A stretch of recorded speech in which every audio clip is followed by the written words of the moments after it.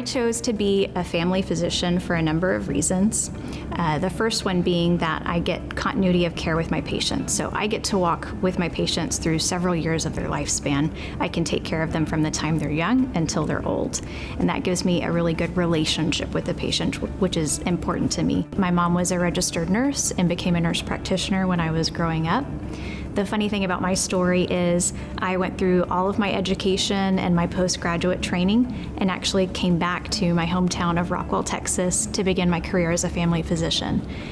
Some of my strengths as a doctor are that I listen and I care. I know for a lot of my patients, it can take some time before they actually come in to see a doctor, or maybe they have to wait a while between the time that they decided to make the appointment and they come in to see me. It's important to me that they know that their stories about their medical problems and how their symptoms have evolved are very important to me, that I want to know what's going on with them. One of my favorite health tips for patients, and I have to be careful with this one because I joke all the time that if more people knew this, I might have to go part-time in my career, is that most people should be drinking more water.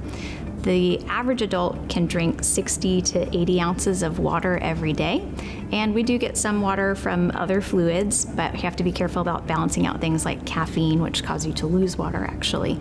So anytime a patient comes to me with problems like fatigue, dizziness, constipation, headaches, muscle aches, one of my first questions is always going to be, how much water are you drinking? Because it's so important for our bodies. So a good primary care doctor will work with you to prevent any illnesses. Maybe you have a small problem that could get bigger, and we can stop it from getting to that point.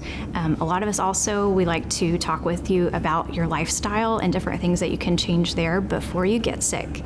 And then the next most important thing would be when you do get sick, it's really important to have a good primary care doctor who can oversee the whole picture of your illness, the whole storyline, instead of getting disjointed care from other doctors who are probably good doctors also, but just don't have the whole story available to them like your primary care doctor should.